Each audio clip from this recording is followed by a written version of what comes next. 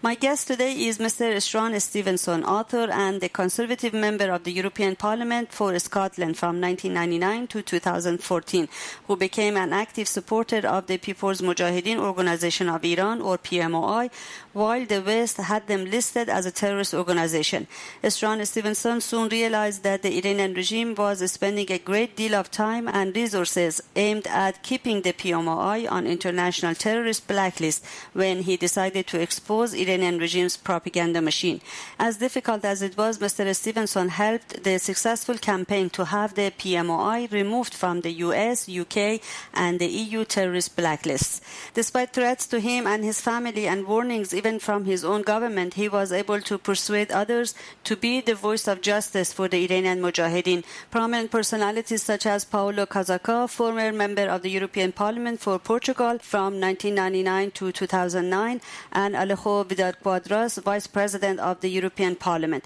I had the honor and the opportunity to talk to Mr. Stevenson about his recent book called Self-Sacrifice, Life with the Iranian Mojahedin, in which he recounts the moment he made his decision to defend the rights of Iranian Mojahedin. Hello, Mr. Struan Stevenson. Thank you for accepting my invite and welcome back to Radio Irava. Hi, it's always a pleasure to speak to Radio Irava. It's a pleasure to talk to you, sir. I have a lot of questions, Mr. Stevenson, about your recent book called Self-Sacrifice, Life with the Iranian Mojahedin. But first, let me ask you, what made you write this book? Well, for the past 3 mandates in the European Parliament, until I retired last year, I was chair of the European Parliament's delegation for relations with Iraq, and became very closely involved with all the issues surrounding the Middle East. But for many years before that, in my time as a member of the European Parliament, I was working very closely with the PMOI, the People's Mojahedin of Iran, and the NCRI and their inspirational leader, Mrs. Maryam Rajavi. First, we were trying to get the PMOI removed from the UK, EU, and US and Canadian terror lists, where they had been placed on those terrorist lists completely without justification. And it took a lot of time and effort and money to go through all the courts and finally to get judges in the first instance in the United Kingdom to say that it was completely wrong that the PMI had ever been listed as terrorists. The courts, the judges in Britain forced the Houses of Parliament to table a bill removing the PMI from the UK terror list. Then that was followed up by our fight in the European courts to have them removed from the terrorist list in Europe. And then, of course, we had a long struggle to persuade Hillary Clinton as Secretary of State to remove the PMI from the terror list in the US. So, you know, all of those struggles and campaigns involved me very much indeed. And, you know, it was my feeling that justice was not being served by the appeasement policy that the West were pursuing. That's why Bill Clinton, in the first instance, agreed with the mullahs in Tehran to put the PMOI on the US terror list, because they said if you want to continue to do massive multi-billion-dollar contracts with Iran, then we insist on the terrorist listing of the PMI. And Bill Clinton, in a total act of appeasement, agreed. And of course, Tony Blair and his Foreign Secretary Jack Straw then followed suit, and they persuaded the EU to place the PMI in the terror list. So it was a complete cowardly act of appeasement, and it took a long time to get them taken off the terror list. So I've been working very closely with the PMI all of these years, and it seemed to me that it was worth writing a book that explained the self-sacrifice that the PMOI themselves have made, with over 120,000 of them executed by the brutal theocratic fascist regime in Iran back in the 1980s. And still they are being hunted down and executed and tortured if they are found to adhere or to be supporters of the PMOI in Iran. Mr. Stevenson, you said yourself you have lived and you have worked with the Mojahedin of Iran. When you saw a Mujahid for the first time, I want to know what went through your mind and how did you start your research? Because as you know, there is a huge and complex propaganda machine which is fed by the Iranian regime throughout Europe and the world. Did you have any an aha moment that you figured out who is telling the truth?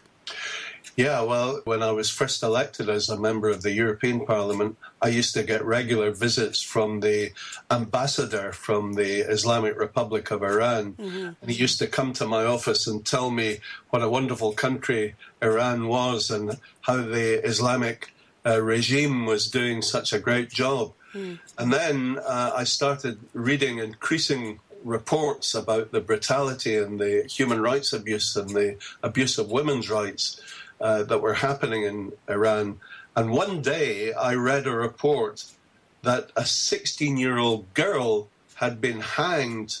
The judge had himself put the rope around her neck after she, in disbelief at the sentence of death, had torn her veil off. Atife Rajabi.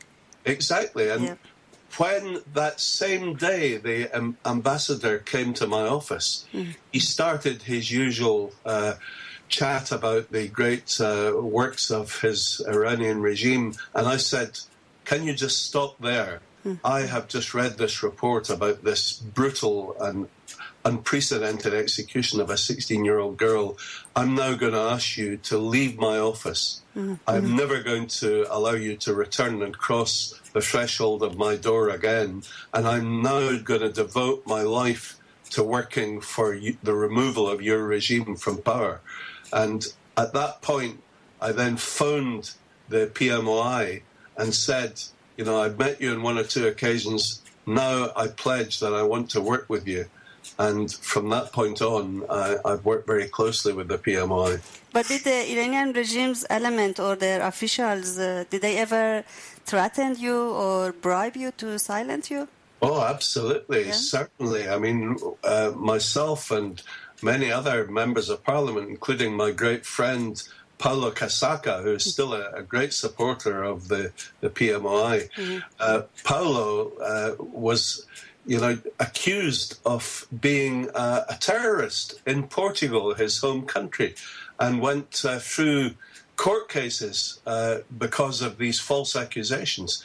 I had false accusations published on websites, which turned out to be websites that the Iranian intelligence agency were sponsoring. I've had threats to my face. I've had press conferences held by leading politicians in Iran to denounce me as a liar. And I've even had warnings from the police in my own country, in Scotland, telling me that I should be careful and to, check under my car before I start the engine in the mornings, because they think there is an evident threat against me at any given time. So, of course, it has been a long uphill struggle, but this is nothing compared to the sacrifice of the people who are active supporters and members of the PMOI, people who are in Camp Liberty today, the 2,500 that are still there and who have suffered intolerable human rights abuse at the hands of the Iraqis, who are being told what to do by the mullahs in Tehran. Mr. Stevenson, how sure were you that the Mojahedin were the right organization or the right Iranians to support? Because, for a Western, it's very difficult to figure out who's who and who's telling what. How could you and why would you risk your political career and credibility for a group that, as you said, was on terrorist list in Europe? Well, I'm Scottish, and in Scotland we have a long history of standing up for freedom and justice. And, when I read the manifesto of Mrs. Rajabi and the PMOI, it is a 10-point plan for the future of Iran, which would restore human rights, restore women's rights, abolish the quest for a nuclear weapon, bring back freedom, democracy, justice, separate church and state. When I read that manifesto, it was something that I felt I could stand for election proudly under that banner, under that manifesto. And it seemed to me that that was the only possible future to get rid of the theocratic fascist mullahs who have oppressed the people of Iran now for more than 3 decades. So that's why I've always, since I came across the PMOI 15 years ago, and that's why I've always supported them since. And you were an elected member of the European Union. At some point, you were the... I was president of the delegation for relations with Iraq. Exactly. Which, because of the interference of neighboring Iran, involved me very much in the internal politics of Iran as well. And how did your constituency react to you supporting the Iranian group on the terrorist list? Well, you know, I've held massive public rallies in Edinburgh, in the capital of Scotland, and was joined on the platform with several prominent members of the Scottish Parliament, not even from my own party, as well, of course, as people from my own party. And that sort of cross-party cooperation, it showed that there was general support. These rallies were well attended. Hundreds of people turned up. It got a lot of press coverage. And the articles I write to this day attacking the Iranian mullahs, attacking the Iranian regime and supporting the PMOI get widespread coverage in the press. So it never caused me any problems or any sleepless nights from that perspective. It did cause me a lot of sleepless nights from the threats of violence and the potential threats even to my family. Wow. Mr. Stevenson, I'm sure there was resistance among your colleagues and friends to believe you and ultimately join your side. How did you persuade them, if you will, to leap to the other side? Well, you know, it wasn't all that easy because on one occasion, I was in my office in Brussels and my parliamentary assistant took a phone call. And she said to me, it's a woman phoning from the Foreign Office in London. This was at the time Tony Blair was the Prime Minister. And I spoke to this woman and she told me that she was a senior official in the Foreign Office and that they had heard I was going to Berlin to address a big rally of the PMOI. And she said, we think, the British government thinks this is a very bad idea. These people are on the terror list. You should not be doing this. And I was extremely angry. I was furious. I said, how dare you, as a civil servant, tell me, an elected member of parliament, what to do? Don't dare do that. And I then spent 20 minutes telling her exactly why I supported the PMOI and why they should never have been on the terror list. But after she hung up, I asked my parliamentary assistant to phone the Foreign Office in Whitehall in London and asked to speak to this lady. And of course, no one in the Foreign Office had ever heard of her. Wow. It turned out later, when the court case was held, when the judges insisted on removing the PMOI from the UK terror list, there were about 100 pages of formally classified top secret evidence, which was released to the courts and finally was made public. And there, in the middle of all this classified report, was a 3-page documentation of my telephone call with this lady. And lo and behold, she came from MI5, from the British Intelligence Agency. So our spy agency was phoning me to order me not to go to speak to a PMI rally. Now, it's, experiences like that made me even more determined as an ordinary Scotsman to tell my colleagues in the European Parliament that they should join with me and support the PMOI. Which a lot of them did. A lot of them did, yeah, including some very famous names like Alejo Vidal-Quadras from Spain, who was vice president of the European Parliament. Exactly. So, we had some very senior supporters of the PMOI, and to this day, they have some of the most prominent political supporters from around the world, including, a lot from America. Former Prime Minister from Canada, in fact, is one of their big supporters. Mm-hmm. You were the co-founder of an informal group in the European Parliament called Friends of Free Iran. How effective do you think this group was to delist the Iranian Mojahedin from terrorists, and does this group still exist? Oh, it certainly still exists, and it's extremely active. It was very effective because, we would circulate petitions around the European Parliament, and on several occasions we got the signatures of more than half the members of the European Parliament. So we got an actual majority in the European Parliament signing our petitions, calling for help for Camp Ashraf, calling for the delisting of the PMOI, and that put a lot of pressure on the politicians and the governments around Europe. So it was highly effective indeed. During your numerous visits to Iraq and the region as the president of the European Parliament's delegation for relations with Iraq, you found out about the Iranian regime's meddling in that country. When you talked to Iraqi officials, what did they tell you, or what did you tell them? One occasion when I went to Baghdad, it was only 3 or 4 days after a massacre at Camp Ashraf, where it was quite clear the Iraqi military, acting on instructions from the Iranian regime, had sent several battalions of heavily armed troops into Camp Ashraf and, massacred at will innocent, unarmed civilians. I met with the president himself. I met with the foreign minister.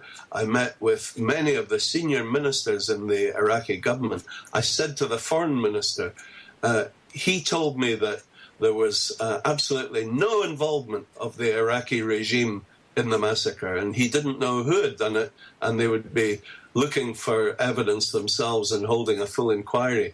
And I said, okay, I want permission to go to Camp Ashraf now, today, to see for myself what has happened.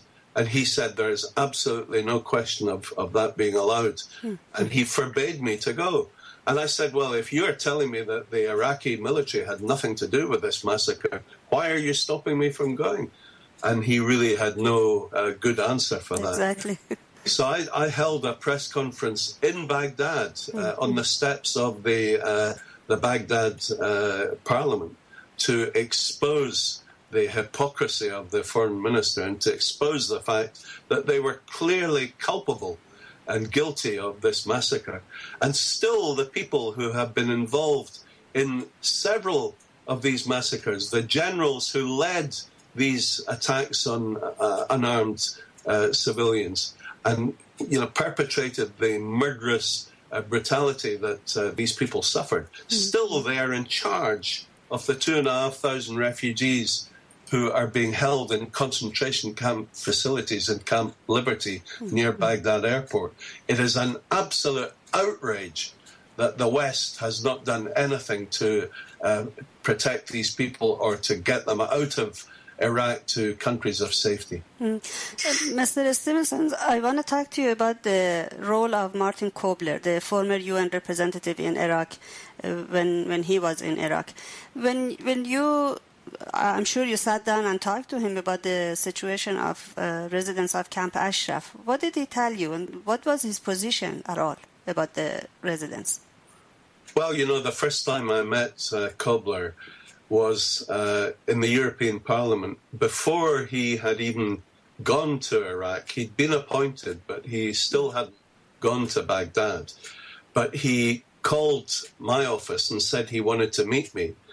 Now, as president of the Delegation for Relations with Iraq, I had at my disposal large meeting rooms. So I was quite surprised when he said to me, actually, I've already arranged for a meeting room. I discovered when I went to meet him why he had already arranged that meeting room, because he'd done it through his allies in the Green Party. He previously had been a civil servant advisor to the Green foreign minister in the German government. And his allies, his close allies in Brussels, were the Green Party, who were the biggest enemies of the PMOI and the biggest friends of the mullahs in Tehran. So, you know, he even brought some of these Greens to the meeting with me. And it caused me a great deal of anger. So that was my first meeting with him. At subsequent meetings, he brought to me and to Alejo Vidal-Quadras and Paulo Casaca doctored photographs of Camp Liberty. I subsequently found out from Tahar Boumedra, who had been head of human rights for UNAMI, for the UN delegation in Baghdad, and who resigned because of the oppressive nature of Martin Kobler's leadership. Tahar Boumedra was able to tell me how he and the other members of staff had been forced day after day to Photoshop these photographs that had been taken of Camp Liberty to remove all signs of any rust on the cabin walls or any puddles on the muddy forecourts, to make it look like the Garden of Eden. And he then brought these doctored photographs to my office in Brussels to persuade me that we should put pressure on the Ashrafis to move to Camp Liberty. Now, that kind of behaviour by a senior official, an ambassador from the United Nations, is utterly unprecedented and utterly appalling. And we caused such a storm when we learned about the way he had treated us. We caused such a storm of anger that eventually he was forced to stand down from his role in Baghdad, and I believe he is now serving the United Nations in the Congo in Africa. Right. Why there was so insistence to relocate some 3,500 PMOI members from Camp Ashraf to Camp Liberty, Mr. Stevenson? Yeah, because the Iraqi government at that time said unless these people are each identified as refugees, they have to be interviewed separately by UNHCR.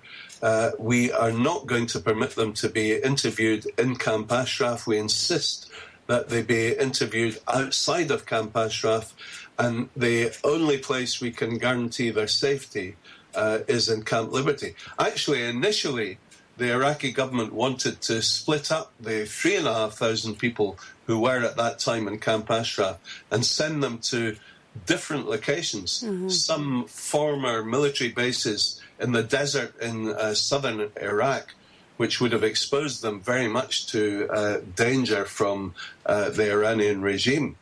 And it was only reluctantly that finally we agreed that they should be moved to Camp Liberty, and we got the agreement of Mrs. Rajavi. But we were told by UNHCR, and I went several times to visit the head of UNHCR in Geneva, Mr. Guterres. And on each occasion, he assured me that this would be a revolving door situation, that 400 people at a time would be moved from Camp Ashraf to Camp Liberty, and that they would be screened, interviewed, designated as refugees, and then immediately flown out of Iraq to countries of safety. For that reason, and Martin Kobler had a big role to play in this, they insisted that Camp Liberty should be called a temporary transit location, which is UN speak for a camp which you will only spend a few months in. They have now been there for almost 4 years. So much for the TTL. And a temporary transit location, of course, can have much fewer facilities and much worse conditions than a permanent refugee camp. So again, Kobler conned us into believing that this was a temporary transit location. And UNHCR, I believe, have let down these people, all of whom have been interviewed and designated as refugees. And yet They are not being held in a refugee camp. They're being held in a concentration camp, surrounded by high impenetrable fences with machine gun towers, with the machine guns facing into the camp at the unarmed civilian population, not facing out of the camp to protect them from marauding terrorists. Do you think there is any hope for the residents of Camp Liberty to actually be relocated to third countries? Well, unbelievably, one of the few countries that have actually stood up and been counted on this is Albania. Albania, not even a member of the EU, although it's now on the waiting list. But, you know, the Albanians who themselves suffered from years of oppression under a brutal regime, they know in their hearts what these people in Camp Liberty have suffered. And they have put out the hand of welcome to them, and hundreds have been rescued and taken to Albania, particularly the sick and the elderly, who have been treated marvelously in hospitals and restored to health in Tirana, the capital of Albania. I've been over to Albania to see them and to meet personally with the Prime Minister and the Foreign Minister and the President to thank them for all the work that they've done. Mr. Stevenson, you have in your book have interviewed a lot of Iranian former political prisoners, and many of them are in camp, were in Camp Ashraf, and now they are in Camp Liberty, and some of them in Albania, as you said. As an Iranian born who's never seen the inside of a jail in Iran, every time I hear or read about political prisoners' fate, I actually feel I break a little. How did you endure and dealt with the emotions that comes with this kind of work, and which one stood out for you the most? Well, you know, these are heartbreaking stories. Each chapter in my book is interspersed with an interview with people who were arrested, tortured, and imprisoned in Evin prison and other prisons throughout Iran. They subsequently were released and escaped from Iran to Camp Ashraf or Camp Liberty. Some of these interviews were really horrifying. One lady that I interviewed, who's now in Albania, she told me that she had been a nurse, aged 18, when she was picked up off the street with a lot of other young people, and they were taken to Evin prison, where she was brutally tortured for days on end, with her bare feet being whipped with electric cable until the skin peeled off and she was unable to walk. One night, she said, she was awakened by what she thought was the sound of a lorry tipping a load of gravel in the courtyard of the prison. And she couldn't understand why gravel would be tipped in the courtyard in the middle of the night. But quickly she realized that it wasn't the sound of gravel being dumped by a lorry. It was actually the sound of machine guns executing dozens of her compatriots, dozens of her colleagues, including young men, young women, some other nurses who had worked alongside her in hospitals in Tehran. They soon realized that they could count the number of people executed by the sounds of the single shots that were carried out after the machine gunning to give each person the coup de grace. And, you know, that kind of horrifying information left me absolutely shattered. So, you know, when you read these accounts in my book, this is why I decided to name the book Self-Sacrifice, because it is amazing the extent of the self-sacrifice of the People's Mojahedin of Iran. Was hearing the atrocities of the Iranian regime in prisons harder for you, or the indifference or ignorance, if you will, of other leaders and politicians? Well, I mean, the world we live in today and the brutality of ISIS with burning alive the Jordanian pilot and beheading people, you know, even innocent charity workers, you know, that kind of brutality is becoming horribly commonplace. And it shows the medieval mindset of the people who support the Islamic State.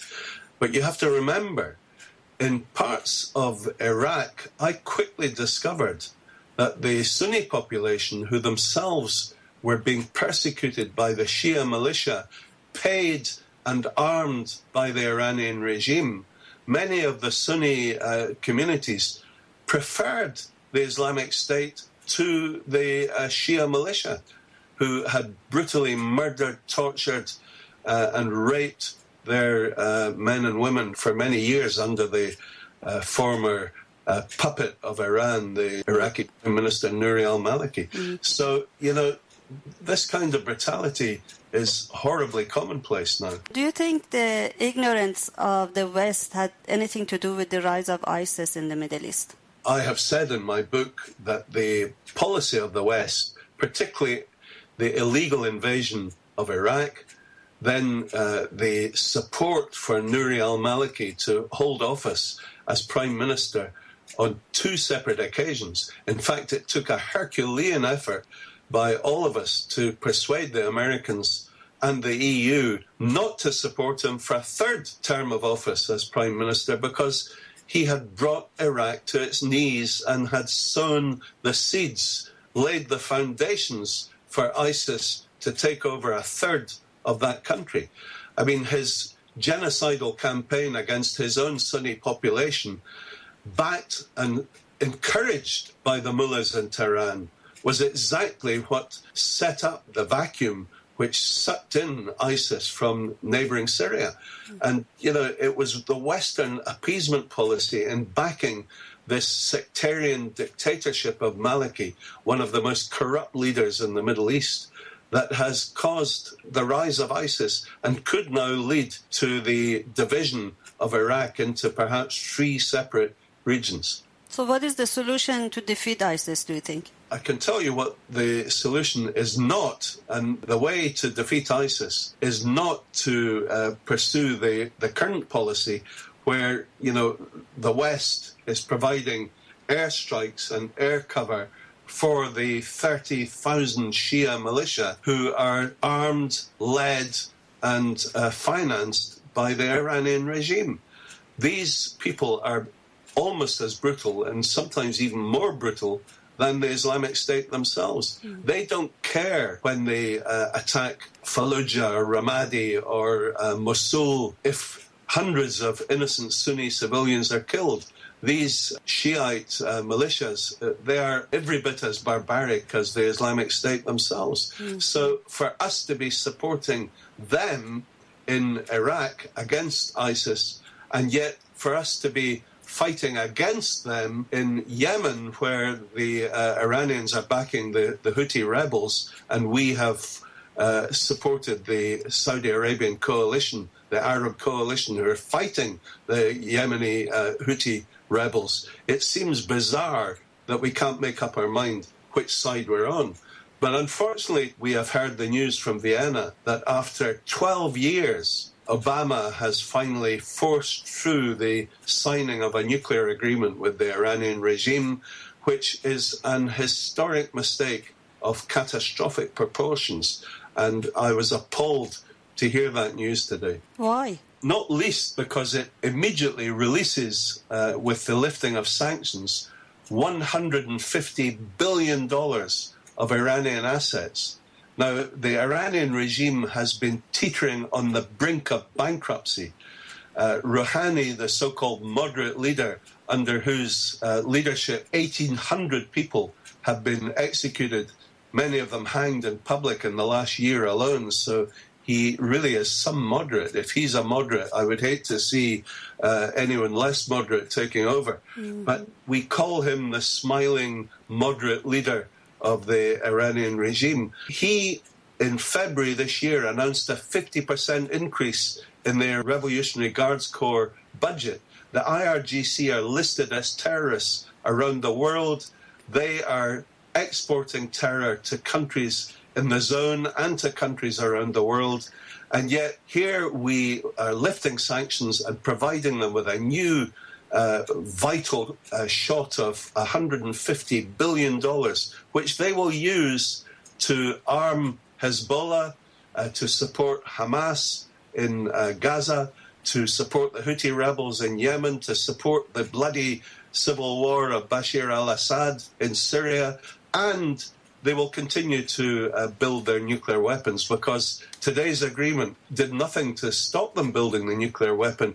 It simply puts brakes on the process. But you cannot trust that regime. They are liars, they are cheats, and they have lied and cheated their way to, again, getting an appeasement from the West, which will now release all of these resources and allow them to remilitarize.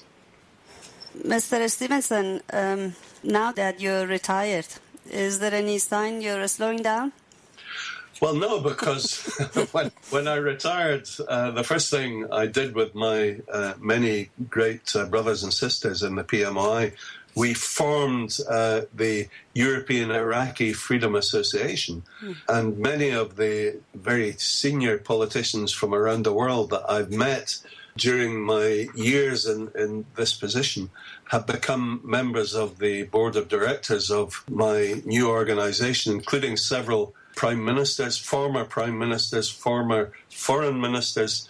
So we have a very powerful organization now. Even this week, I have been invited to go to the House of Commons in London to speak about the Iran nuclear deal and to urge my colleagues in the British Parliament to vote against its resolution, which all the legislators of the P5+1 countries must take it back to their own legislators for approval, and I hope the British Parliament will kick it out, because I think it is a catastrophic mistake. Mr. Stevenson, what is the most important message one can take from reading Self-Sacrifice Life with the Iranian Mojahedin? I think the most important message is that there is always hope, no matter how black the storm clouds, no matter how dark the night, there will always be sunshine. There will always be a future.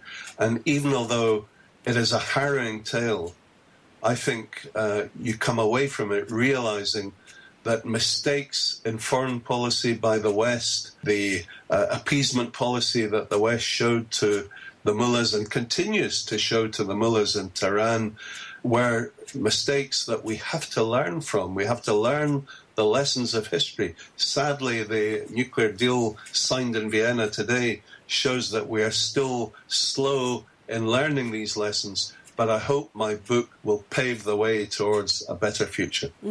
I talked to you about the propaganda machine of the Iranian regime. Now they're going to say that you were paid by the Mojahedin to write your book. What is your response? Well, I'm sure they're going to say that.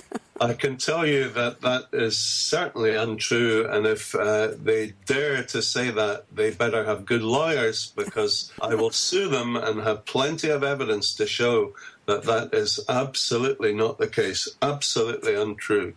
I have always had nothing but a completely open relationship with the PMOI, and there has never been any question of money changing hands. I, as a politician, do not need to be paid when I believe I'm doing something that is right. And as a Scotsman, it would be below my dignity to accept money for fighting for a good cause. I'm sure, Mr. Stevenson, our listeners are very interested to read your book. Who is the publisher and how can they purchase it? The publisher is a well-known Scottish publisher called Birlinn, Birlinn. So you can find it on the publisher's website, which is birlinn.co.uk, or it's, of course, available, as all my other books are, on Amazon, either in hardback, paperback, or Kindle edition. Mr. Stevenson, I'd like to thank you very much for all your efforts throughout these years to support Iranian resistance, human rights, and also today telling us about your book. It was a very pleasant pleasure for me to talk to you again. Good day, sir. Thank you very much. It's always a pleasure to talk to you, and I look forward to doing so in the future again. It would be my pleasure.